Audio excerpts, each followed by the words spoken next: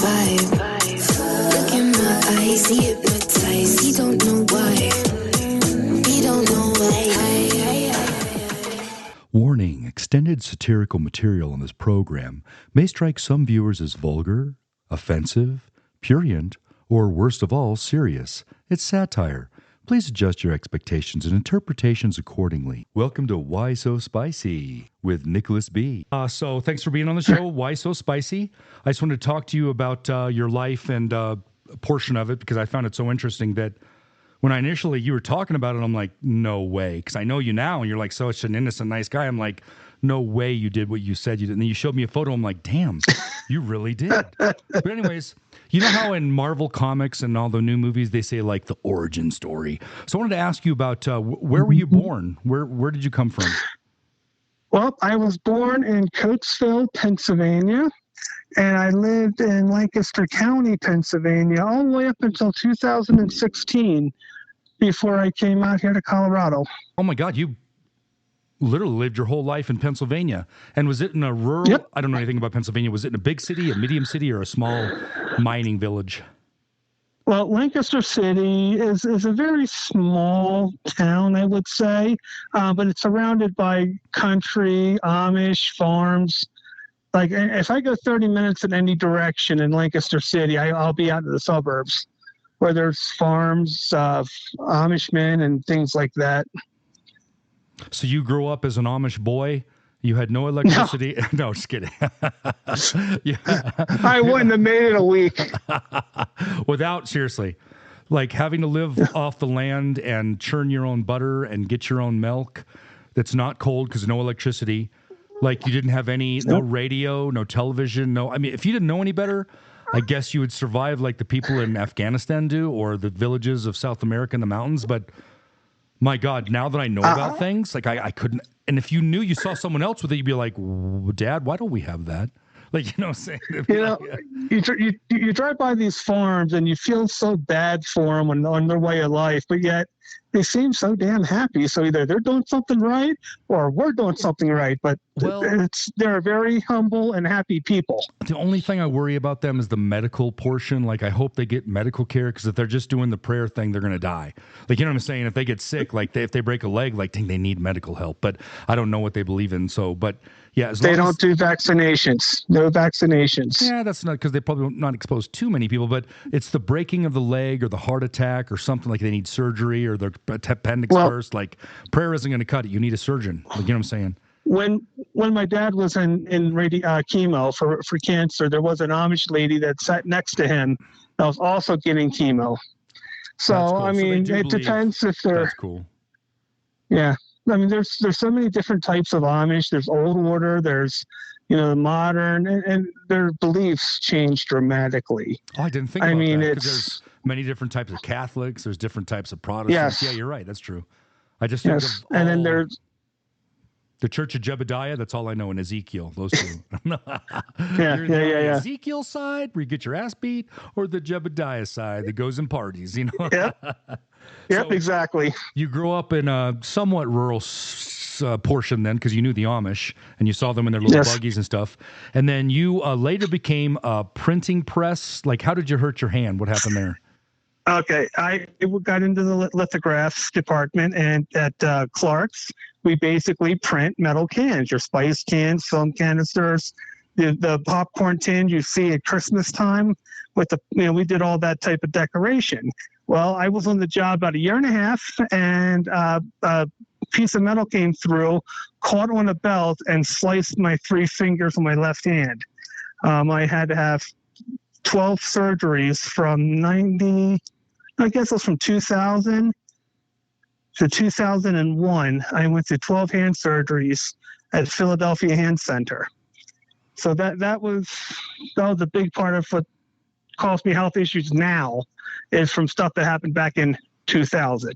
My God. And 2000 is like yesterday for me, but that was 23 years ago. And I'm like, I was so much younger and naive and stuff. And so you had many surgeries in your hand. I didn't know that. So your left hand was jacked up after getting it crushed and or cut in the can.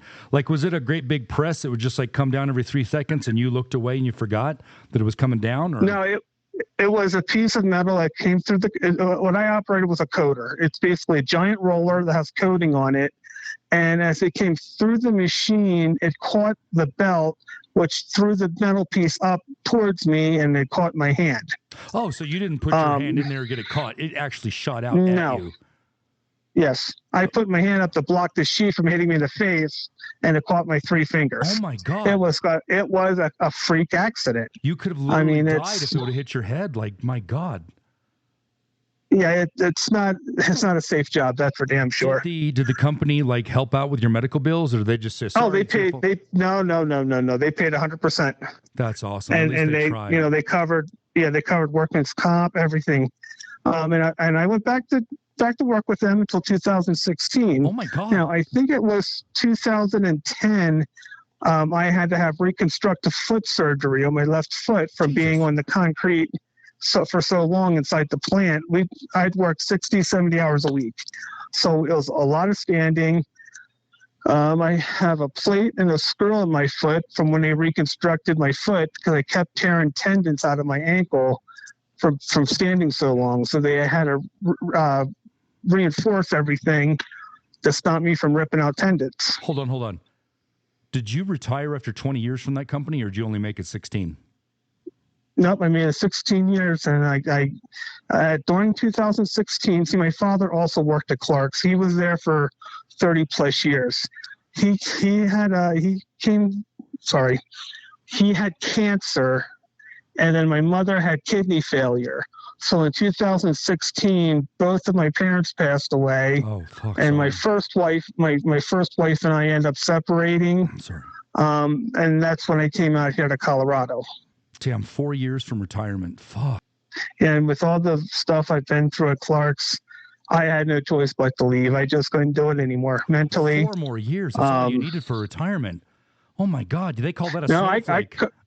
I couldn't retire. No, oh my God! Fucking snowflake couldn't fucking 4 more years. So the funny thing is, my grandpa. I was really young. I was a little boy, and my grandpa worked for Reynolds Aluminum, and he had been a machinist, and that's where they build every single can in the world. Aluminum can is made at Reynolds Aluminum, Budweiser, whatever can in the world, they make it. Torrance, California. Anyways, my father got into it. My grandpa was in it. My grandpa worked 19 years, and he had to quit, and he never retired from there. And I'm like, Grandpa, if as a kid, I'm like, Grandpa, all you had to do was spend 12 more months. And he goes, Nicholas, you don't understand. They were treating me, it was just impossible. They were picking on me to the point I couldn't live. And when I got older, I realized in the military, when someone was harassing me and they're in charge, like there's nothing you can do, and it fucking drives you crazy. And so I had to quit after 27 years, but I put the 20 and I put 7 more. But I understand now, because just to a point, like, I don't give a fuck anymore. I will quit. I will walk out right now. I will go to prison just to get out of this place, because it's anything's better in this place. So I understand, like, then it was your body, though. It wasn't the people treating you bad. It was just your body fell apart. And mentally, the job itself. Now, you have to remember, I'm only 44 years old, and I have to work until 62 before I can get retirement. What? So it's not like I just had to work 20 years. I had to work till I was 62 before I could retire. Once again, snowflake, because I think it's 75 now. You fucking older people. No, just kidding. That's funny.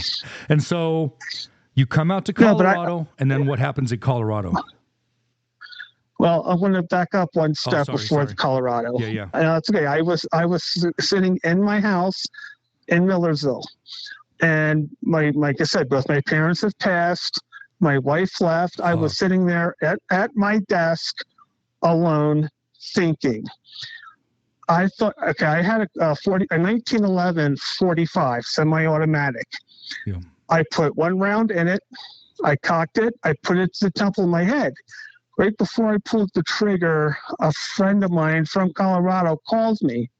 The second I put the barrel against my head. Fuck, that's divine intervention and shit. That's crazy. And she's like, what's going on? Because why don't you come out here to visit, and we'll see how you're doing. Well, I ended up putting the gun away. I got a flight out here. I hooked up with my second wife. Her name is Marie, which I knew back in Lancaster. She moved away back to Colorado in 98, the year I graduated. But her and I were neighbors for 10, 11 years. And we lost contact until 2016. And she's like, okay, come on out. I came out and I ended up moving here. And I'm here now. Huh. So you moved out to Colorado, and that was like, wow, you were at the desk, and then you sold everything. Did you take a plane flight out? Mm-hmm. Did you bicycle out? Did you have a car? Or what'd you do? Amish. My Amish buddy brought me out. And a horse and buggy and shit, and one suitcase. Yeah, no, I actually just had one. I had a book bag full of stuff. I flew out of here. Then I flew back, picked up my truck, packed my truck up, and then I drove back out here. Damn. You can't, first of all, it's a miracle. A miracle any truck from Pennsylvania survived to Colorado. That's the first miracle. Well, I'll tell you what the second one is. What's that? I was in Kansas. It was 2:30 in the morning. Pitch black road. I couldn't see a damn thing. Next thing I know, I see this funnel. It picks up my truck, throws me into the field. I end up going to a 4x4 post. I took control of the vehicle, got up out of the ditch, and pulled into a rest stop. And as I pulled in there was a bunch of men waving me down saying, come in. So when I pulled in, they actually had 3 rigs there, one on my left, one on my right, one in front of me. They told me to pull into between the rigs, and they actually boxed me in. I had no idea what the hell happened, but they said a tornado came through. They saw them pick up my truck and throw me into the field. So that was the second miracle. Hold on. So the truck got lifted up like Wizard of Oz, and did you pick up 20 feet off the ground and you landed with tires down? You could still drive? It wasn't quite that far off the ground. It was just enough to where it blew me off the road, down an embankment, and through a fence. So you're saying the aliens abducted you, and then after you were probed, then you pulled into the gas station.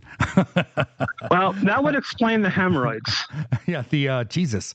So I can't believe, like, I've never heard, Twister, where you see the funnel and it's like 20 feet away and the cows are but the people are still on the ground. Like, did you see the funnel or did you just were like looking, it was dark and it was pitch black, so you didn't see it?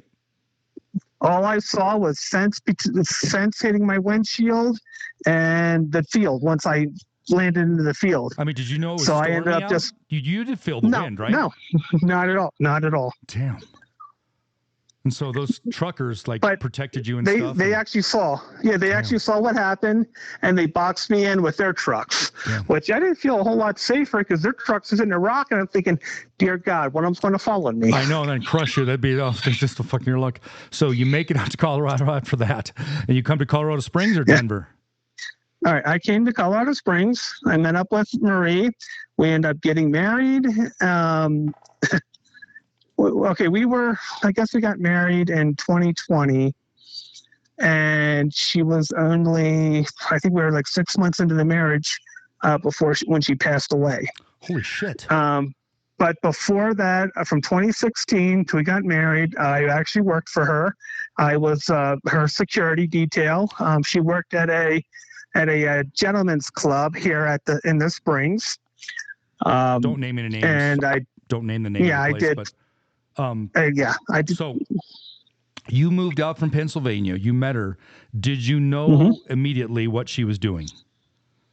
Yes. Okay, so you became her security. I knew before. Okay, gotcha. And so you had no problems. And then did she ask you to be security, or did you offer to be security for her? No, she asked. Cool. She said that she likes the job, but there's a lot of problems going on. A lot of big girls being ripped off, a lot of violence, a lot of stalking where they were followed home. And I was like, okay, well, now I will be your security. I got my equipment, my certification, and that's what I did from 2016 to 2020. What do you mean certification? Like as a bodyguard or as like a karate? Yes. Like, what do you mean by? Well, in the state of Colorado, I have to be certified to be a security guard. You have to go through a mental evaluation with a psychiatrist to make sure that all your cheese is in the basket. Because if you're mental, depressed, or whatever, you won't be able to be a certified security here in Colorado. Are you able to carry a gun, or did you not carry guns? You just used I used to carry until things got really bad for me and I started to relapse. First thing I did was I sold my gun because I didn't trust myself. Yeah, gotcha. And so when you were doing security, did the establishment not protect the girls in the place, like from money? Or No. did they? Oh, they did not. Okay. So they knew what was going on. They encouraged it. The managers there encouraged harassing the girls or not paying your bill. Because, the way it works is if you're a dancer in the state of Colorado, you pay this club to go in and work there. You actually owe the club. They pay the club to work? They pay the club to work at this facility. I mean, it's like $140 to $160 a night. A night? So listen, they walk in. First thing it does, they pay the manager for being there, and the managers could care less about the girls. They're into partying and carrying on. They don't care if the girls are drinking, doing drugs. They encourage it. Because the looser the girls are, like happier, like just loose, like loosey-goosey, the more the guys can get away with, and the more the guys like, let's go on back to such and such. And so exactly, they make their money not from the girls per se, but, well, the girls being there obviously, but the liquor is where they get their money. Okay, there's no, at this particular establishment, there was no booze. Well, how do they make the money? In the state of Colorado, admission. Okay, now let me finish here. Okay, as soon as you get as a customer, you go in, you pay $20 a head to go in. Then if you decide to have a private dance in the back, that is $40 an hour. No, $40 per song, and it's completely nude. If you do not serve alcohol, you can have complete nude. If there's alcohol, then you cannot be completely nude. So there's the difference between alcohol and no alcohol. Did not know that. Damn. So all they had at this particular club was called a juice bar. You know, they have every juice you want, but it didn't stop anything. But where the club makes the money is they also get a percentage of each dance. Oh, Jesus. So if the girl would do 3 dances, makes $140, the club gets a percentage of that. 8%, 20%. I don't remember exactly how much they get. It wasn't half. No, okay. Not quite. I think it's $40 a dance. I think if they do 3 dances, it's like $20 they owe the club. Okay. So but they have what's called a dance tracker who goes around and monitors how many dances each girl has. Jesus. And at the end of the night, they pay out. Oh my God! So the club will actually pay the girls depending on what number. So if they shortchange them, the girls will know and they'll argue, "You shortchanged me." So the club does not pay the girls. The girls pays the club. Okay, so the girls, like if they get cash, they have to give the club whatever percentage they made. So how much on an average night could a girl make if she works? Is it 8 hours, 6 hours? Like, yeah. It's up. You can work as many hours as you want. But the busy nights are Fridays and Saturdays. And some girls can walk out there with $3,000 in one night. Easy. They have to be in by 11. They close at 2. And they can walk out with 2,000 and 3,000. Very easy. So let's say they work 8 days a month times. No, most girls work 2-3 nights at the most. A month? A week. A week? Oh my God. So let's say 8 times 3,000. Jesus Christ. 20,000 times 12. Jesus Christ. They could make up to, oh my God, well over 100, but $200,000 a year if they're really, my God. Exactly. Jesus Christ. I didn't realize they made that much. Fuck, but now since 2020, we had the pandemic, which shut everything down for a little over a year, I guess. So now, in today's time, it's not quite as good as it used to be before the pandemic. Because people don't go out as much? But they're still banking. They're still making money. Jesus, because I know on OnlyFans, those girls make millions, some of them, and they have nice cars and stuff, but they could do that now. They could be at a strip club and just do that now. So, my God, I didn't realize. And here's the factor. Once you got married, like you'd known her for 4 years, then you guys get married. Was there ever, and this is like personal, was there ever a point where you were jealous at any time of what the guys were handsy and stuff, or what? No, not with her. So I mean, you I trust had her a complete, totally. Yeah. absolutely. She was good at what she did. Yeah. And she was very strict. I mean, a lot of girls now are basically prostitutes. They'll sit there and screw you in the booth, and they don't care. But with Marie, she did dances, but there was no physical contact. Any contact was under her control, and she was good at it. She was not someone to push around or to screw with. Now, ironically, I just interviewed someone a little while ago in which she was a dancer, dominatrix, and did many things. But she was saying at this club in town here in Colorado Springs that they would just look the other way in the private champagne room, whatever you want to call it. My buddy made fun of it for me calling it that because that's a 1980s term. But the private dance room. Well, no, that's what it is. The champagne room. They would. Some of the girls would have sex. I mean, just to get the extra tip, $1,000 is $1,000. I'm like, Yep. wow. And so I could see it. I just feel bad. Like people have to resort to that. I mean, they're young. I hope they save their money up. But that I know when you're young, you can make that much money. It's hard just not to blow it. And Well, now, see, you have to remember, we're not talking about the average everyday guy. You know, these people who go to these rooms have fetishes. It's more of a fantasy. Like once you get to know your client, the client will say, I'll be there on Friday night. You know, I want you to be a schoolgirl. I want you to be a teacher. I want you to be, you know, and they actually put and fulfill their fantasies. Like a meal. Yes. Like I'd like a burrito with sour cream. So that's weird. Like I didn't know that. Like, so they dress up just for this one client just to make money. And these people. And they can make money. Now, the lady said that I just interviewed earlier, I couldn't use her real name from the stuff because of the stuff she did. She said that there would be doctors, politicians, police chiefs, like people in Colorado Springs that were legitimately high, like made a lot of money, in other words. And they would ask for things. And some of them she got to know well because they would come to her little dungeon, dominatrix type thing where she would spank them and stuff. And I'm like, Jesus Christ, these people with power, because they have so much power that they want someone to, do their thing. And so, my God. And so you told me the interesting word you said, and I never thought of this, like the fantasy, but you had to play a role as like a movie actor because you dressed up in a way that when you showed me the photo, I'm like, I didn't recognize you. You had glasses on, a hat, like a goatee. You had the clothing you were wearing. You had fake tattoos on your arm, like sleeves, and you just look like a totally different person. Like, well, let me put this in perspective for your listeners. I am a 6'1", 330-pound white man. I was completely bald. I had a pair of sunglasses on, and I had tattoos from my wrist up to my elbow.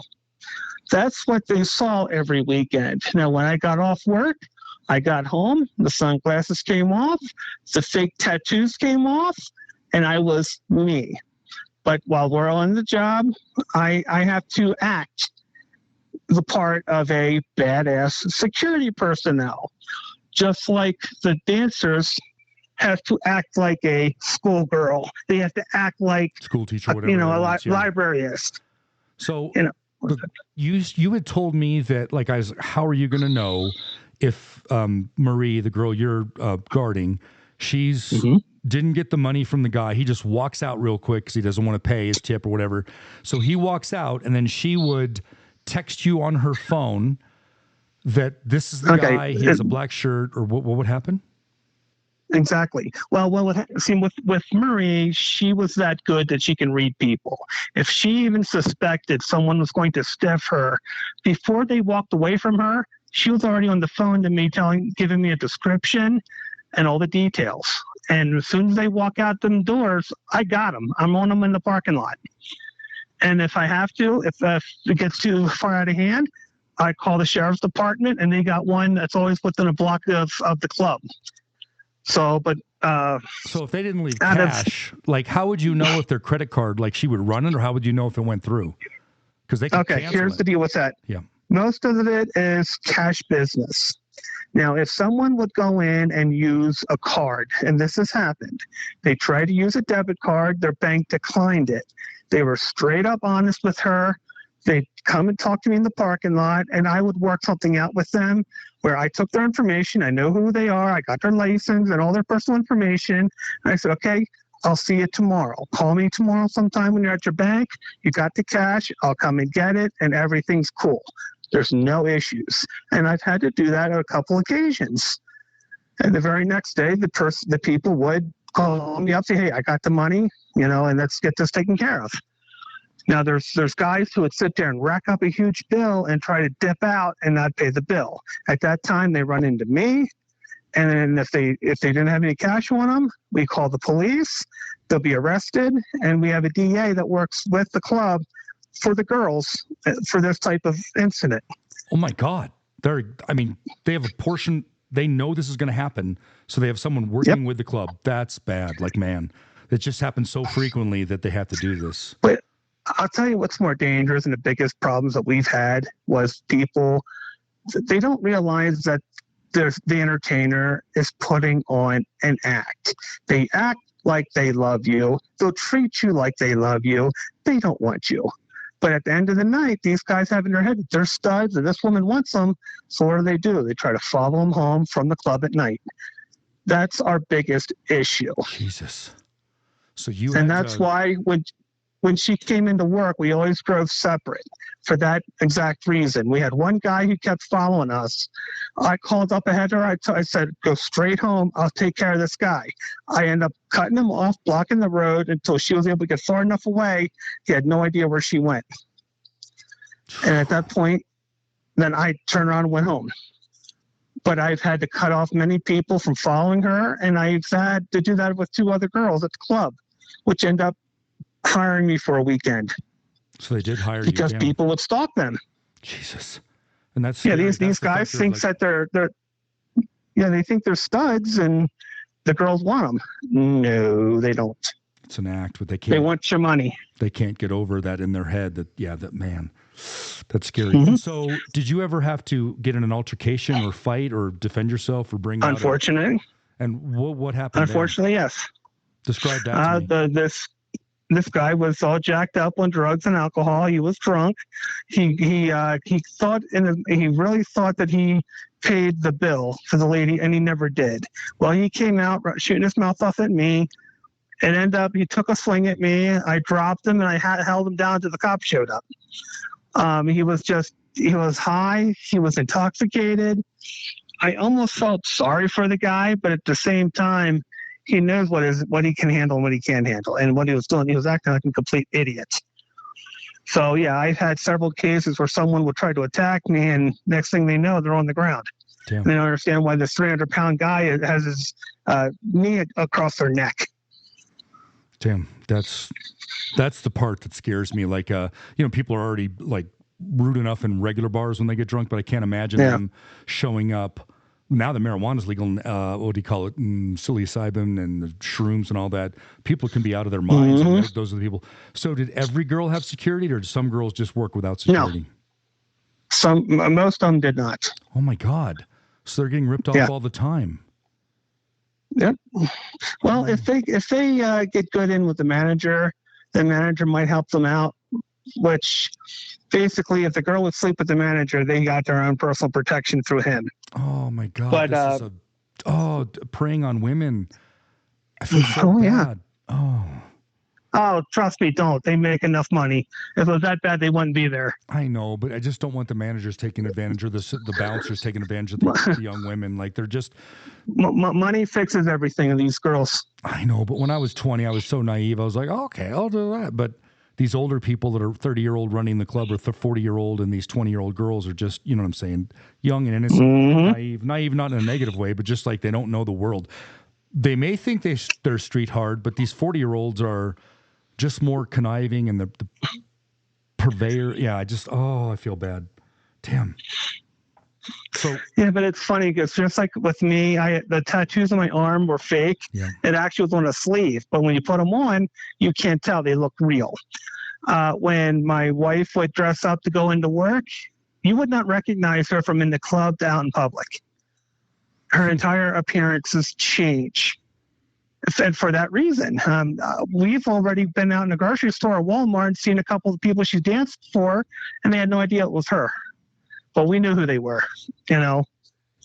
Remember one time my Marine Corps buddy, when I was enlisted, we went to Alabama just to leave the city in Biloxi we were at. So he would like his bachelor's party, and there was like 20 guys from our running club, Hash House Harriers. Mm-hmm. And we went to a place called Roosters, I think it was. And we walked in, and I was in shape back in the day, but I had this, not a wife, it was a sleeveless shirt. And they said, you have to wear a shirt. And so I'm like, damn it. And so I had to wear a hoodie, like a running type shirt. I had a hoodie, and they let me in, and I was there. My buddies were like, had been there numerous times before at those type clubs, and they would take $1 or $5 or $10. They'd fold it in half and rub it on their nose, so the girl would come up with their butt or their breast, and they would try to get the money off their nose, and he would rip the bill away from his nose, and he would like, you know, motorboat and so. And I'm like, oh my God, that's sheer embarrassing me. And so I started talking to several of the girls, and I'm like, most of them are nurses, so I was like going into school and stuff, and I'm like, oh, so tell me about what you're. So I had full, and they said, why are you here? Because I was not. It says you do not belong. You're not the typical person. Because I'm like all innocent. I don't care about I'm not gay or anything, but I just wasn't there. Like I just couldn't do that to women. It bothered me. So we were fucking having, and so these girls would come talk to me, and we'd have like 5 or 10 minute conversations, and all of a sudden, my buddy's like, what the fuck were you doing? How'd you get her to talk to you? What were you doing? What did you say? And I'm like, I didn't want to tell them. Like, we were talking about school and, you know, house and their kids and stuff. So I didn't want to say that shit. I'm like, well, we just, you know how I do. You know, just to mess with my buddies. Like, well, you know what they want. You know, no, tell me, what did you say? And I'm like, because you made them laugh. What's going on? You know, just having conversation, how I joke around and shit. And I was just there for humor. And so it was like, it was weird because they were moms, they were nurses, they were like going to school and stuff. They were just normal people. But yeah, it was just an odd situation for me. I didn't feel comfortable. So after that, we left. But that was alcohol, you know, in Alabama, Yeah, the funny thing is, Nick, until I came here, I was never into the strip clubs. I've never been to one until I got here. And I had to learn the ropes pretty damn quick. But you mentioned about talking to the girls. That's kind of funny because, one, my wife had a client who all he wanted to do was have a conversation with her. He was lonely, and he just wanted to talk. So that's all he did. If he'd come to the club, they'd sit down at a table and just sit there and talk for an hour, hour and a half. Jesus. And he'd go away. At the same time, I definitely didn't want to be rude because I always feel guilty about those things. So I brought enough money because I was a really good tipper. So I would like tip them no matter if they didn't have to come near me. I would just like hand money to people because I'm like, man, that girl probably deserves it. And I was poor and young, but I still I felt bad enough for I'm going to tip these people because they're fucking what they're doing. No, I couldn't. Oh, I felt bad. But anyways, I would tip them, and my buddies would be like, what did you do? And yeah, just a different world. But yeah, I never did anything bad. We just talked, and I made them laugh. And my buddies want to know, what did I say to make them laugh? Because they wanted like those lines, those ins to like, man, you're a magic man. How do you get them to laugh so much? And I'm like, dude, just be real and make, you got to kind of be funny, but just say funny things and disparage yourself or condescending. And so if you come off like a stud, they don't like, just people like to laugh about making fun of yourself or things in life and not, it's a nice, fresh, different view for these girls. When you get a nice guy come in that just wants to talk and, chill, that's a relief for them because they're not dealing with someone who's groping them or grabbing them or wants this or that. It's a nice change of pace for them. I mean, there's no way in hell I could ever do something like that. I mean, these girls, they put up with a lot. They risk a lot. And I just don't see it being worth it to them. Yeah, I mean, like, safety doesn't matter. One of the girls that worked with me, she was a stripper, and she did crystal meth and a bunch of other things. And that was one way the easiest way she could get her party things, favors, was to make good money, and that was it.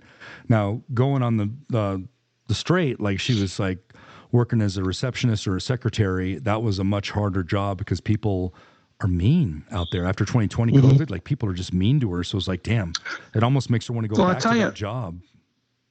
The people I had the most trouble with was the military out of Carson.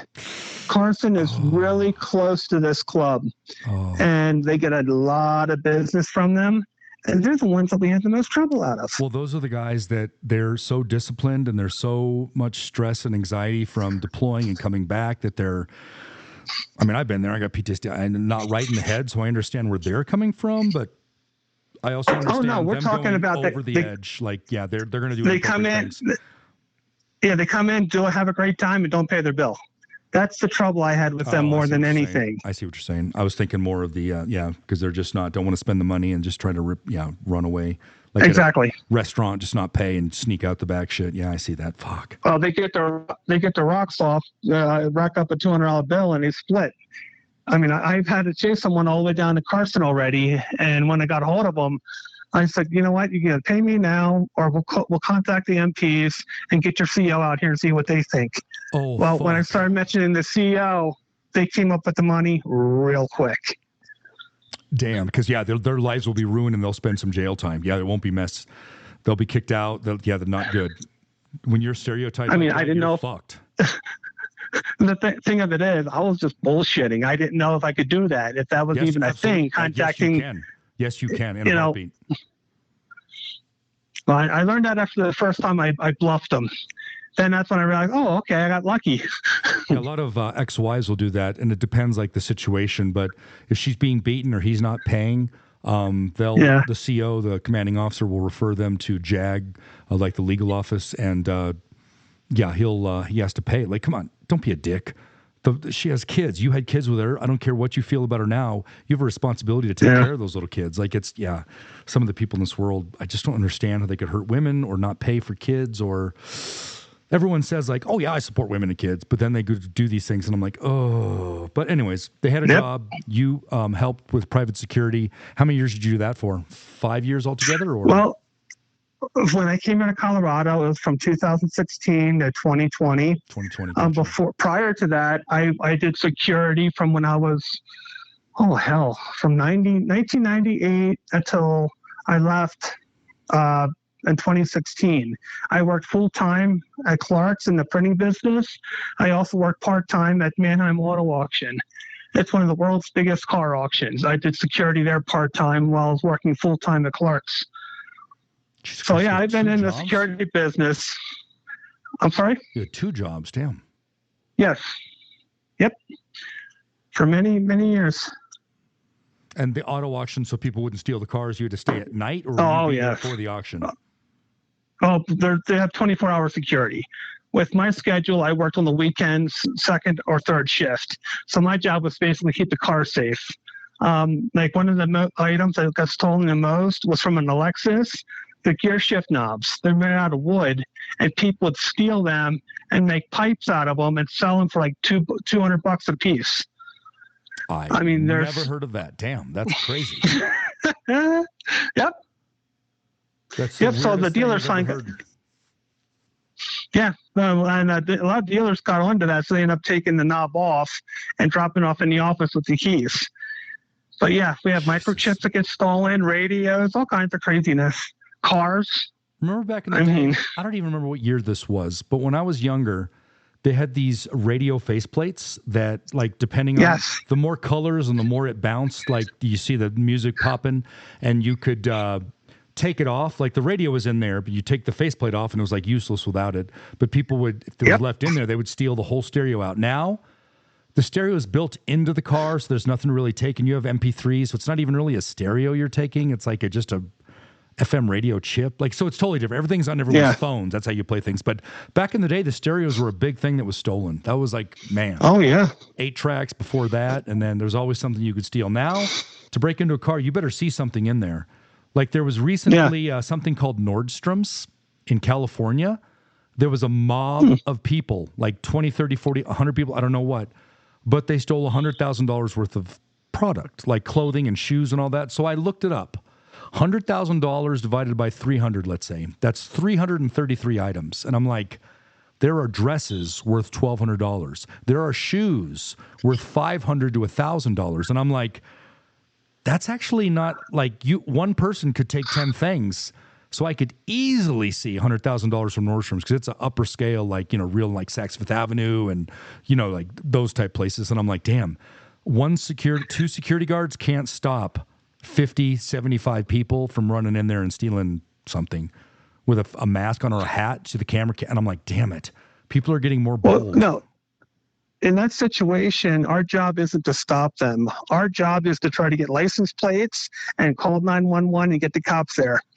Because the people in the store that work there obviously are flustered. They're not going to have the right state of mind to call the police, which cause I did security for a strip mall.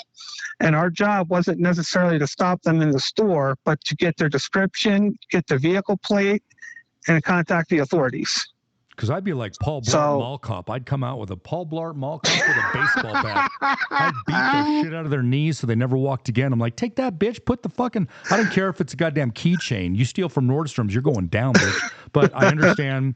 Now, I just found out from a police officer, bless their hearts, because they have the fucking hard job, but Colorado Springs, he said under, I think the number is $3,000. If they take under, is it $2,000 or $3,000 worth of product, they won't even call the police. The police will, if they are called, they will not even come out because it's not worth. The police have so much on their plate dealing with like rapes, like serious like life and death shit that a simple like $50 something, they don't care. $1,000, who cares? Yeah. Like, because people openly walk into CVS, take a backpack full of stuff, and they're not allowed to touch them or stop them. And anyone that does, the company will fire and apologize. And it's crazy that the criminal can sue them if they hurt them. I'm like, really? Yep. Like at Ross, which is a really, it's like used, it's like the shoe didn't have one hole in it, so it's like somehow wrong. They'll sell a pair of shoes for, instead of $200, they'll sell it for like $15. So I used to go to Ross to get, when I was poor and young, and I was like, just buy stuff like, ooh, this looks nice. Now one sleeve is missing, but who cares? Like the buttons aren't there, but who needs buttons on a pants, But well, you've met my wife. Yeah. Sweet. Yeah, you've met my wife. With her, well, she's another one that goes from one person to an extreme other. She had like all of her stuff for work. We're looking at probably $3,500 worth of stuff. Jesus. Between the different shoes and the different outfits and the different wigs. Jesus. I mean, matter of fact, like I said, you've met her. I bet you had no idea she was completely bald. Every wig, she wore wigs. No way. And those wigs, they don't look fake. I mean, it's hard to even tell it's a wig. In a million years would have ever guessed she was, because she had long hair. Like wow. That's a wig. Because underneath, she was completely bald. Alopecia areata. Wow, that's crazy. Mm-hmm. But the one wig she wore every day, I think we paid almost $300 for that one. That's how I knew. But yeah. And again, like her shoes, oh my God, that woman owned purses. I think the cheapest purse she had was $1,500. And I mean, it's. Did she? Yeah. Know how to turn it off, like from at work, and then she got home, did she have emotional stress? Oh, absolutely. She knew how to did she drink alcohol to try to just get rid of that? Yes. Like life, like just to, I don't want to think about that, so I just drink, or was there any stress at all involved with that job for her? Oh, absolutely. She was one of the ones that didn't like to be mauled. She constantly had to tell people no. That job got to her. It really did. It's not an easy job. Yeah, I couldn't imagine. Like we were talking about on my other podcast, different jobs people have to do. Like the police have a tough job. And then you have these people that like underwater welders that can be killed instantly. They get paid well, but not many of them make it. And so it's like, damn, what would you do for money? And like one of the jobs was an undercover cop. Those people literally invest 4 years of their life getting to know the people. And I'm like, once I got to know them, I became a family member. Like they trusted me. It'd be really fucking tough to turn them in unless they were doing really bad things like hurting kids or women or, you know what I'm saying? Like, it'd be tough because you get to know them. So unless they're like, I don't know, I just couldn't turn in people. Like I feel bad. The crime looked a lot worse before you became friends with them. Yeah, that's when you judge them when then you become friends with them. They're like, damn, they're regular people. And it depends what the crime is, truthfully. So it's like, but that's a tough one right there. Yeah, it's all an act. Life is nothing but an act. You go to work, you act one way. When you're out of work, you turn back to yourself. It's No, It's kind of funny. I can pretty much say I'm the exact same person at work I am, because you know most people are like, I need to be professional. Oh my God, that's not me. I've always been like crazy. So the people used to call me like Patch Adams, because I wore literally Patch Adams jackets, because they were ridiculously like clown shit. I'm just ridiculous. And the people in the military were like, you can't wear that. That's not against the rules. And I'm like, well, show me where it says what kind of jacket I can wear. And so they couldn't come up with any reg, and they didn't want to make a new one, because everything my office was just drove them crazy. So they had meetings about my office, like my fat head, like great big, like 4-foot picture of myself. It's a head. And I just like you see it at football and basketball games, like that would drive the fucking. So now there's a new person coming into our workplace that's going to be in charge, and when they see my office, like I have these Hulk hands. I just gave those away to a kid the other day. But I just have some silly. You've seen the crap. I have a huge 6-foot John Cena. On the wall right behind you. Wall. Yep. I have Oregon Ducks. I have Chargers right now because I'm pissed off at Russell Wilson for not doing good. So I'm boycotting the Broncos till Russell Wilson leaves. So right now I'm a Chargers fan because I'm an Oregon Ducks fan. But just stupid stuff. I have a bunch of Buddhist stuff in my office. I have what else? Flash, because I was so quick that they used to call me the Flash for just seeing people. Like I can do it quicker, faster, better than anyone else. Even when they investigate it, like he does everything right. He just talks really quick. He's from Southern California. Anyway, you talk just really quick when you're from the coast, and then you're from Arkansas. You talk really slow.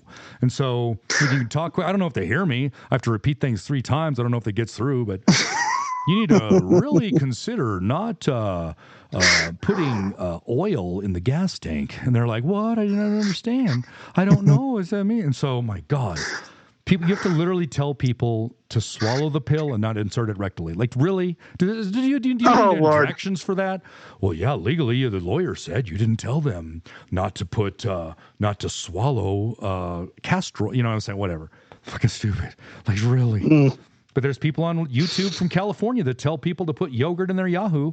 And I'm like, no, never listen to a doctor supposedly from California on the YouTube giving medical advice, because that's where I get my medical advice, is some guy from Timbuktu, Africa, on the internet, like Facebook. And I'm like, no, seriously, he's a spiritual advisor. I'm like, oh my God, please tell me this isn't true. No, I trust him. I can see it in his eyes. I'm like, oh Jesus, there's just naive people out there, but Jesus. Anyways. Well, a spiritual advisor, I wonder where they told him to put the cross. Yeah. Just like, I never thought about it. Interestingly enough, when I've just done a bunch of things in my life, and I always want to be one of those people that was like interesting, that did just a ton of stuff. So I became, my God, a locksmith, a ham radio operator. I'm so many things. I'm certified. I became a hypnotist, though, a certified master hypnotist. Interesting thing about that, I don't do it for money. I just do it because I think it interests me. Is that the greatest hypnotist of all time, hypnotist as in the bulk of people, were the Catholic Church and the Indian churches, like the churches all over the world back in the day, because they would hypnotize you by, number one, having you in a darker environment. They would sing songs, a chant of some sort. Those Gregorian chants in the Catholic Church. I'm talking about from Halo. Yeah, the Halo music, that's a chant from the Catholic Church. Awesome stuff. And then they would have candles with the chanting music and the darkness, and they would give good messages, which is not bad. Good messages in both the Hindu, the Indian religions, and the Catholic Church and all that. And so then, in both religions, Catholics and from India, they will touch your forehead, which releases serotonin when you touch the forehead when you're like in a trance. And so, like, I remember that. Yeah, so they'll touch your forehead, and they have red dots in India, and then the Catholics will put like an ash cross on your forehead, and sometimes during the Eucharist, I think that thing, you take the little bread and the body of Christ and the blood of Christ and the wine. They just touch your forehead for a second. And if you hug someone, it releases 20 times the level of serotonin. But I'm not going to lie to you. You have to hug them for 20 seconds. And anyone that's not your relative, you hug for 20 seconds. You're like Pepe Le Pew, that little skunk cartoon. You're like pushing them away. Like, get away from me. Get away from me. Like, there's just a level of comfort. Like, in America, we have a 6-foot radius in which if you walk 6 feet and you still looking someone in the eye, they have to look away. It's just a psychological thing. That's our bubble in America, 6 feet. I've done it in malls. I've done experiments on people where you just keep looking them in the eye and they have to look away. Or they think I'm like a maniac of some sort, some fixated like wacko killer and shit. But yeah, that's one of the things. Hug me. Yeah, just go to the mall and hug people. Me. You need they this. will literally run away. You need this. You're like, we have a 15-4. The police have those codes. We have a 15-4 and second floor of the Citadel Mall. We have a 300-pound white guy trying to hug people. That's just. You need this more than I do. I'm doing it for you. One of the things I've always thinking of that people that I was in New Orleans, in which there was this thing called Bourbon Street, where there were these many streets with just alcohol was sold for super cheap and food was super cheap. And there were these people on the streets. There'd be performers. There'd be all sorts of people. There'd be some short little girl with a 350-pound muscular guy, and he had a chain on, and he had like a leather mask, just weird shit. But there'd always be a person holding a 6-foot rugged cross, just like the song, Old Rugged Cross. And so they'd be out there preaching about Jesus, and they would ask me, like, have you found the... And I didn't want to be rude. I would just say something like psychologically, like when I do on the phone, I'm like, oh, no, thank you, I have cats. Or, oh, no, thank you, I just had Taco Bell. And it's just like everyone stops, whether it be on the phone or in real life or at the door when the Jehovah's Witness shows up. I'll just say something like, oh, no, thank you, I have just eaten something right. I have cats or I have a turtle. And they're like, it has to process through their mind like, they're thinking to themselves, first of all, did you hear me? Are you an idiot? But it takes 10 seconds for them to go through their mind before they say something, and then I just close the door or I hang up the phone. And by that time, they're just like, okay, don't mess with him because he's obviously doesn't want to talk to us. I don't think he's crazy, he's just messing with us. But that's the way to just like politely say no thank you is like, oh, no, thank you, I have cats. And they're like, what the hell does cats have to click?